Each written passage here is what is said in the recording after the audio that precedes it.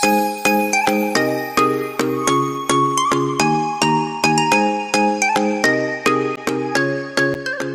বন্ধুরা, good afternoon. তো দেখো, আজ হলো মঙ্গলবার, আর মঙ্গলবার জানো তোমরা নিরামিষ। তো আজকে একটু বানাবো এই যে সাবুর পোলাও। তো সাবুর পোলাওটা বানানোর জন্য আমি দেখো একটু বড় সাইজের সাবুর দানা নিয়েছি, আর এটা 1 ঘন্টার মতো একটু সামান্য জল দিয়ে পরিমাণ মতো ভিজিয়ে রেখেছিলাম। আর দেখো ভীষণই নরম নরম, তো খুব গলে গেলে হবে না, হালকা নরম নরম হয়ে গেছে। আর এটা দিয়েই আজকে বানাবো সাবুর পোলাও। তো তার জন্য দেখো এটা তো ভিজিয়ে নিয়েইছি, আর এর সাথে যাবে দেখো এখানে ছোট ছোট করে, একদম ছোট করে এই যে চৌকো সাইজের আমি আলু কেটে নিয়েছি। আর তার সাথে নিয়েছি দেখো গাজর কুঁচো, ওই একই মাপের দেখো কেটে নিয়েছি। আর নিয়েছি ক্যাপসিকাম কুচি, ক্যাপসিকাম কুচিটাও ওই একইভাবে কেটে নিয়েছি। তো এর সাথে তো আজকে নিরামিষ, তো আজকে এটাই রান্না করব। আর প্রথমে আমি দেখো ক্যাপসিকামটা একটু লাল করে ভেজে নেব, তো তারপর এই সবজিগুলো ভেজে নেব। আর এখানে দেখো কাজুটা আগে থেকেই ভিজিয়ে নিয়েছি, আর কিশমিশও দেব। তো কিশমিশ আর কাজুটা শেষে দিয়ে দিতে হবে। তো চলো রান্নাটা আমি এখন শুরু করি। এখানে কড়াটা গরম হয়ে গেছে, তো আগে আমি এখন ক্যাপসিকামটা ভেজে নেব। তো ক্যাপসিকামটা আমি প্রথমে ভেজে নিচ্ছি। তো এটা একটু সামান্য লবণ দিয়ে ভেজে নিচ্ছি। এখানে ফোড়নে যাবে দেখো সামান্য জিরে যাবে, এখানে এই যে জিরেটা নিয়ে নিয়েছি। তো জিরে দেব ফোড়নে, আর দেব কারি পাতা আর শুকনো লঙ্কা, আর একটু দেখো আদা গ্রেট করে আমি দিয়ে দেব। তো এইগুলোই ফোড়নে যাবে।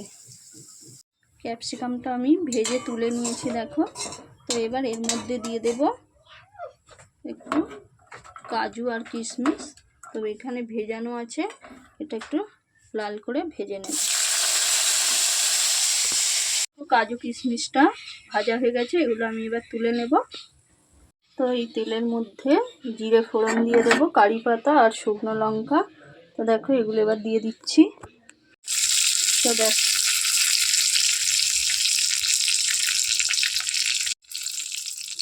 পরিমাণ মতো আর একটু তেল দিয়ে দিয়েছি, আর তার মধ্যে কারি পাতা জিরে শুকনো লঙ্কা ফোড়ন দিয়ে দিয়েছি।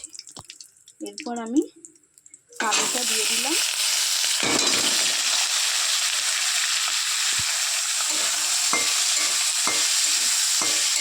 তো আলু আর গাজরটা একসাথে আমি ভেজে নেব।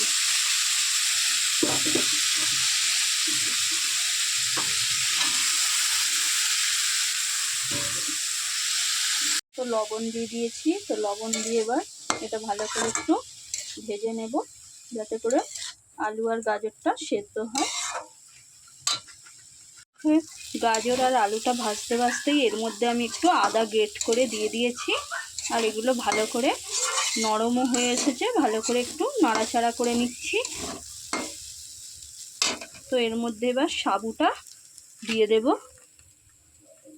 তো তোমরা চাইলে এর মধ্যে সামান্য হলুদও অ্যাড করতে পারো। আমি যেহেতু জিনিসটা সাদা বানাবো, তো সাবুর যেহেতু, সেই জন্য আমি হলুদ দিই না এর মধ্যে। তো দেখো আমার ভাজা হয়ে গেছে। তো এর মধ্যে এবার সাবুটা দিয়ে দেব।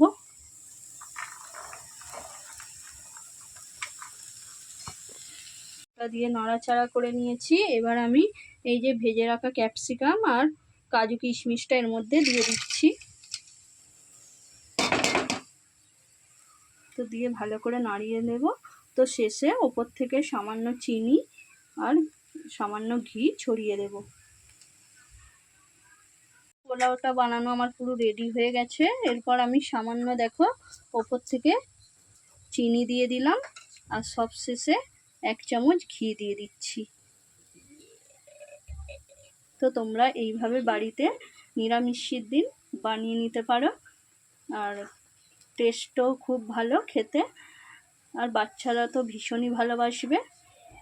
তো চলো আজকের মতো ভিডিওটা এখানেই শেষ করছি। ভালো লাগলে একটা লাইক করে দিও। সবাইকে টাটা।